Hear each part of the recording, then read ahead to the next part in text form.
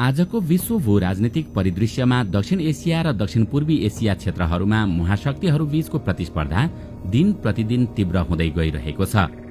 विशेष गरी अमेरिका र चीन बीचको यो प्रतिस्पर्धा विभिन्न देशहरूमा फैलिएको छ, जसले गर्दा क्षेत्रीय स्थिरता प्रभावित भइरहेको छ, जुन हामी आफैले पनि भोगिरहेका छौं।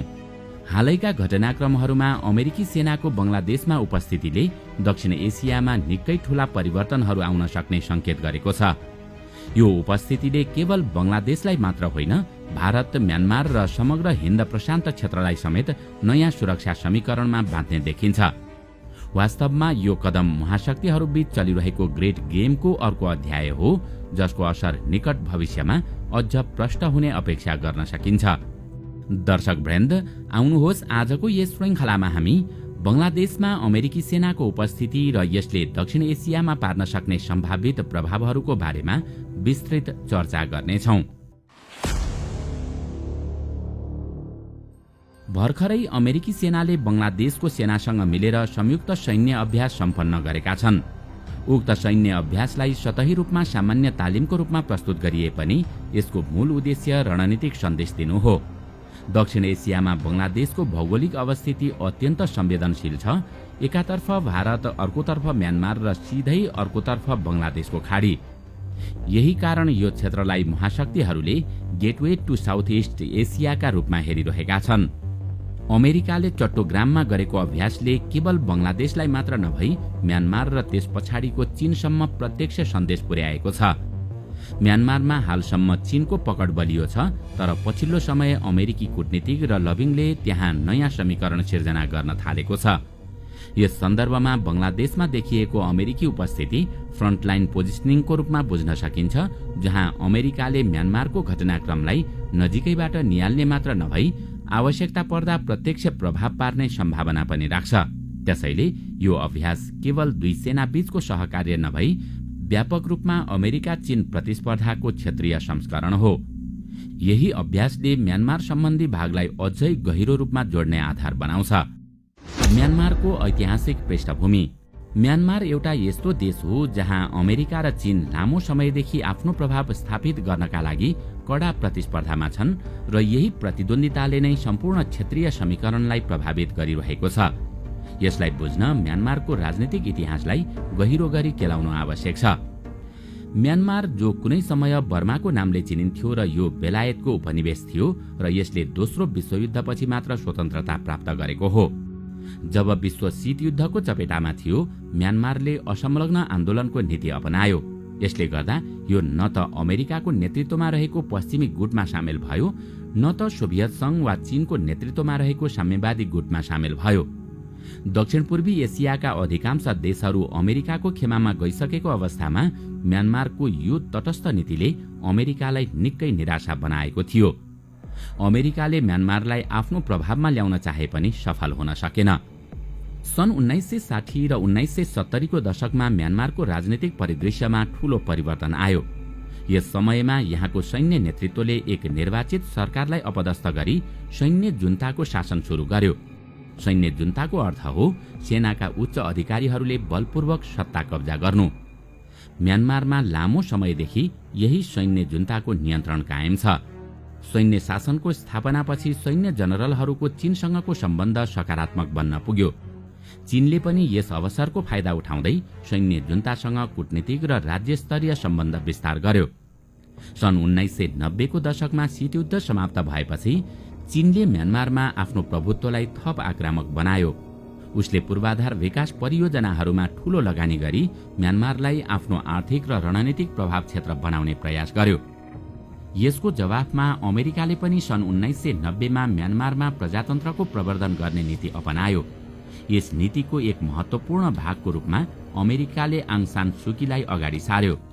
उनलाई अमेरिकाले नै उत्पादन गरेको एक व्यक्ति मानिन्छ, जसले म्यानमारमा प्रजातन्त्रको झण्डा बोकिन्। अमेरिकाले उनलाई नोबेल पुरस्कार दिलाएर विश्वव्यापी रूपमा प्रभावशाली व्यक्तित्वको रूपमा स्थापित गर्यो। यो समयमा अमेरिकाले म्यानमारमा प्रजातन्त्र स्थापित गर्ने प्रयास गरे पनि सफल हुन सकेन, किनकि चीनले म्यानमारको सैन्य जुन्तासँग घनिष्ठ सम्बन्ध बनाउँदै त्यहाँ पूर्वाधार निर्माणलाई आक्रामक रूपमा निरन्तरता दियो।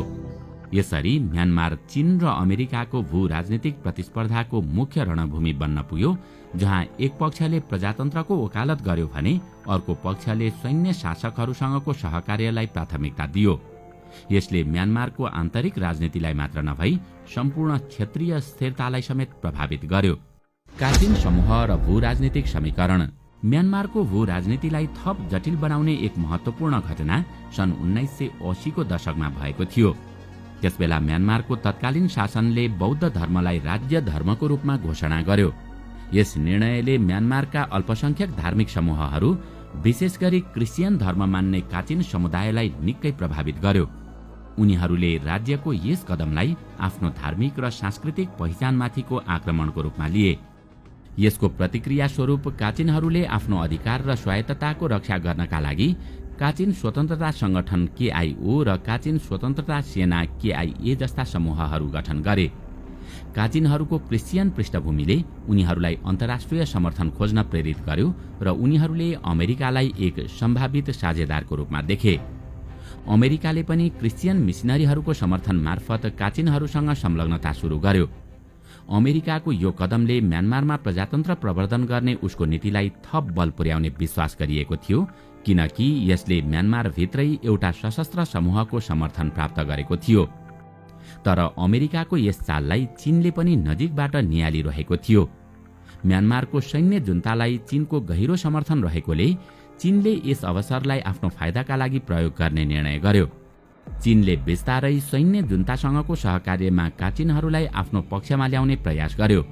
चीनले काचिन समूहलाई अमेरिकासँग सम्बन्ध तोड्न र आफ्नो पक्षमा आउनका लागि ठूलो प्रलोभन देखायो। चीनले उनीहरूलाई आर्थिक सहयोग र आफ्नो क्षेत्रमा स्वायत्तता दिने बाचा गर्यो, जुन काचिनहरूको लागि अत्यन्तै आकर्षक प्रस्ताव थियो। चीनको यो रणनीति सफल भयो। सन् 1990 को दशकमा काचिनहरू विस्तारै चीनको प्रभावमा आउन थाले र अन्ततः चीनको पक्षमा उभिए। चीनसँगको सम्बन्ध स्थापनापछि काचिनहरूले चीन म्यानमार आर्थिक करिडोर अन्तर्गतको व्यापारमा महत्वपूर्ण भूमिका खेल्न थाले। काचिनहरूले अमेरिकालाई छोडेर चीनको पक्षमा गएपछि अमेरिकाको म्यानमार नीतिमा ठूलो धक्का पुग्यो। अमेरिकाले म्यानमारमा आफ्नो प्रभाव विस्तार गर्न प्रयोग गर्न सक्ने एउटा महत्वपूर्ण पक्ष गुमायो, जसले गर्दा प्रजातन्त्र प्रवर्धन गर्ने उसको प्रयास थप कमजोर भयो। यो घटनाले चीनको भू राजनीतिक रणनीतिलाई स्पष्ट पार्छ। चीनले सैनिक शासकहरूसँगको सम्बन्धलाई मात्र नभई म्यानमारका आन्तरिक विद्रोही समूहहरूलाई समेत आफ्नो आर्थिक र रणनीतिक लाभका लागि प्रयोग गर्न सक्छ भन्ने कुरा यसबाट प्रमाणित भयो। यसले अमेरिकाको म्यानमार नीतिमा जटिलता मात्र ल्याएन, बरु यस क्षेत्रमा चीनको प्रभावलाई अझ सुदृढ गर्न पनि मद्दत गर्यो। अमेरिकी नीतिमा परिवर्तन। चीनको सैन्य जुन्तासँगको गहिरो संलग्नताका कारण म्यानमारमा प्रजातन्त्र प्रवर्धन गर्ने अमेरिकाको प्रयासले पूर्ण सफलता पाएन। फलस्वरूप अमेरिकाले हिलारी क्लिन्टन र बाराक ओबामाको म्यानमार भ्रमण मार्फत आफ्नो अन्तिम दाउ खेल्यो। उनीहरूले सन् 2008 देखि 12 सम्मको अवधिमा म्यानमारमा अमेरिकी लगानीलाई सुदृढ पार्ने र प्रजातन्त्रलाई आक्रामक रूपमा प्रवर्धन गर्ने प्रयास गरे। तर सन् 2013-14 पछि जब अमेरिकाको आर्थिक स्थिति कमजोर हुँदै गयो, चीनले आफ्नो प्रभाव अझ बढाउँदै सन् 2014 मा बेल्ट एन्ड रोड इनिसिएटिभ अन्तर्गत चीन म्यानमार आर्थिक करिडोर सुरु गर्यो। यसले गर्दा म्यानमारमा अमेरिकी नीति फेरि कमजोर भयो। सन् 2014-15 देखि सन् 2020 सम्म अमेरिका चीन प्रतिद्वन्दिता म्यानमारमा पुनः तीव्र देखियो।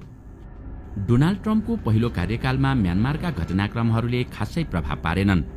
तर सन् 2025 मा ट्रम्पको दोस्रो कार्यकाल सुरु भएपछि म्यानमार प्रतिको अमेरिकी नीतिमा ठूलो परिवर्तन आएको छ। अमेरिका अब म्यानमारलाई उपेक्षित राज्य मान्न सक्दैन भन्ने निष्कर्षमा पुगेको छ, किनकि त्यहाँ चीनको प्रभुत्व बढ्दै गएको छ र त्यसलाई कमजोर पार्नु अमेरिकाका लागि अत्यावश्यक भएको छ। म्यानमारमा अझै पनि सैन्य जुन्ताको सरकार छ, जुन परम्परागत रूपमा चीन समर्थक रहेको छ। तर पछिल्लो 5 महिनामा अमेरिकी नीतिमा सूक्ष्म तर महत्वपूर्ण परिवर्तन आएको छ। अमेरिकाले अब आङ सान सुकी र एनएलडी मार्फत प्रजातन्त्र प्रवर्धन गर्ने नीतिबाट पछाडि हटेर सिधै सैन्य जुन्तासँग संलग्न हुने रणनीति अपनाएको छ। यो नीतिको पछाडि मुख्य कारण चीनको प्रभाव कम गर्नु मात्र होइन, म्यानमारमा रहेको दुर्लभ धातुको भू राजनीति पनि हो। म्यानमार हाल विश्वको तेस्रो ठूलो दुर्लभ धातु उत्पादक देश हो। अमेरिका दुर्लभ पृथ्वी धातुहरूको लागि चीनमा अत्यधिक निर्भर छ। यदि अमेरिकाले म्यानमारसँग संलग्नता बढाएर चीनमाथिको आफ्नो निर्भरता घटाउन सक्यो भने यसले दुईवटा लक्ष्य हासिल गर्न सक्छ, जस्तो कि पहिलो लाभमा म्यानमारबाट दुर्लभ पृथ्वी धातुहरू प्राप्त गर्दा अमेरिकाले चीनमाथिको आफ्नो निर्भरता कम गर्न सक्छ भने दोस्रो लाभमा चीनमाथि निगरानी बढाउन सहज हुनेछ, किनकि म्यानमार चीनको नजिकै रहेको पेरिफेरल क्षेत्र हो। यदि म्यानमारको सैन्य जुन्ताले अमेरिकासँग संलग्न भई अमेरिकी कम्पनीहरूलाई दुर्लभ पृथ्वी धातुहरू उत्खनन गर्ने अवसर दियो भने अमेरिकाले म्यानमारमा गहिरो रणनीतिक उपस्थिति स्थापित गर्न सक्छ। यसले अमेरिकालाई चीनमाथि नजिकबाट निगरानी राख्ने एउटा इन्टेलिजेन्स ग्यादरिङ पोस्ट प्रदान गर्नेछ। यही सन्दर्भमा डोनाल्ड ट्रम्पले पछिल्लो 5 महिनामा म्यानमारमाथि 40% ट्यारिफ लगाए पनि म्यानमारले कुनै विरोध नगरी अमेरिकाको सीडीआई ग्रुप नामक लबिङ समूहलाई लाखौं डलर खर्च गरेर ट्रम्प प्रशासनसँग लबिङ गरिरहेको छ। यो गतिविधि चीनलाई पटक्कै मन परेको छैन, किनकि ऐतिहासिक रूपमा चीनसँग राम्रो सम्बन्ध राखेको म्यानमारको सैन्य जुन्ता अहिले अमेरिकासँग लबिङ गरिरहेको छ। म्यानमारको सैन्य जुन्ता दुर्लभ पृथ्वी धातुको व्यापार मार्फत अमेरिकासँग एकीकृत भई विश्वव्यापी रूपमा आफ्नो उपस्थिति स्थापित गर्न चाहन्छ। अमेरिकाका प्रतिबन्धहरूका कारण म्यानमार एक पूर्ण रूपमा एक्लो राष्ट्र बनेको छ। आफ्नो एक्लोपन हटाउन र चीनमाथिको निर्भरता घटाउन म्यानमार अमेरिकातर्फ हेरिरहेको छ। अहिले अमेरिकाले म्यानमारमा त्यही रणनीति अपनाउँदैछ जुन कुनै समय चीनले अमेरिकाले हुर्काएको काचिन सशस्त्र समूहलाई आर्थिक प्रभावले आफ्नो पक्षमा ल्याएको थियो। यतिबेला म्यानमारमा प्रजातन्त्र पुनर्स्थापना खेल जटिल हुने देखेरै अमेरिकाले सर्टकट बाटो अपनाएर म्यानमारको सैन्य जुन्तासँग सहकार्य गर्दैछ। तर अब अमेरिकाको यो रणनीतिलाई चीनले कसरी काउन्टर ब्यालेन्स गर्छ त्यो भने हेर्न बाँकी नै छ। बंगलादेशको भूमिका र चीनलाई सन्देश। त्यसैले भर्खरै बंगलादेशको चट्टोग्राम क्षेत्रमा भइरहेको अमेरिकी सैन्य अभ्यासलाई केवल एक सामान्य घटनाको रूपमा मान्न सकिँदैन, बरु यो अमेरिका र चीन बीचको गहिरो भू राजनीतिक खेलको एक महत्वपूर्ण हिस्सा हो। यस अभ्यासको माध्यमबाट अमेरिकाले चीनलाई प्रत्यक्ष र स्पष्ट सन्देश दिन खोजेको छ। हुन त म्यानमारको सैन्य जुन्ताले अमेरिकालाई यो कुरा स्पष्ट पारिसकेको छ कि यदि उनीहरू अमेरिकासँग संलग्न हुन खोज्छन् भने चीन निराश हुनेछ। चीनको असन्तुष्टिले म्यानमारको आन्तरिक राजनीतिमा अस्थिरता ल्याउन सक्छ, जसको लागि चीनले काचिन समूहलाई प्रयोग गर्न सक्ने सम्भावना उच्च छ। काचिनहरूले चीन म्यानमार आर्थिक करिडोर अन्तर्गतको व्यापारमा महत्वपूर्ण भूमिका खेलेका छन् र चीनले उनीहरूलाई प्रयोग गरेर म्यानमारमा अमेरिकी लगानी रोक्न सक्छ। यतिबेला म्यानमारमा यो डर व्याप्त छ कि अमेरिकाले नयाँ रणनीतिक संलग्नताको बदलामा चीनले काचिनहरूलाई प्रयोग गरेर देशमा अशान्ति फैलाउन सक्छ। अमेरिकाले बंगलादेशमा सैन्य अभ्यास गरेर यही डरलाई सम्बोधन गर्न खोजेको छ। चट्टोग्राम क्षेत्र म्यानमारसँग सिधा जोडिएको छ र यहाँबाट चीनलाई स्पष्ट सन्देश दिन सकिन्छ, हामी बंगलादेशको भूभागमा उभिएका छौं र हामी यहाँबाट चीन विरुद्ध कुनै पनि गतिविधि गर्न सक्छौं। अमेरिकाले बंगलादेशको मोहम्मद युनुस जस्ता व्यक्तिहरूलाई आफ्नो प्रभावमा लिएर राजनीतिक रूपमा पनि यो क्षेत्रमा नियन्त्रण स्थापित गर्न खोजिरहेको छ। यसले अमेरिकालाई यो क्षेत्रमा आफ्नो भू राजनीतिक उपस्थिति बढाउने अवसर प्रदान गरेको छ।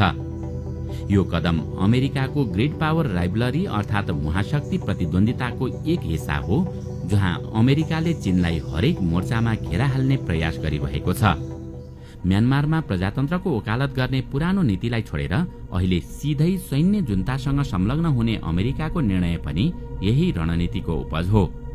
अमेरिकाले चीनको आफ्नै परिधिमा आफ्नो प्रभुत्व स्थापित गर्न खोजिरहेको छ, जसले चीनलाई चिन्तित बनाएको छ। वास्तवमा यो सैन्य अभ्यासको मुख्य उद्देश्य चीनलाई चेतावनी दिनु हो। अमेरिकाले चीनलाई यो सन्देश दिएको छ कि यदि उसले काचिनहरूलाई प्रयोग गरेर म्यानमारमा अस्थिरता फैलायो भने अमेरिकाले चट्टोग्राम क्षेत्रबाटै चीनका गतिविधिहरूमाथि निगरानी राख्ने र आवश्यकता अनुसार कदम चाल्ने क्षमता राख्छ। त्यसैले भर्खरै बंगलादेशमा अमेरिकी सेनाको उपस्थिति म्यानमारलाई केन्द्रमा राखेर अमेरिका र चीन बीच चलिरहेको भू राजनीतिक संघर्षको एक महत्वपूर्ण अंश हो। यसले आगामी दिनमा यस क्षेत्रमा नयाँ भू राजनीतिक परिवर्तनहरू ल्याउन सक्ने सम्भावना देखाउँछ।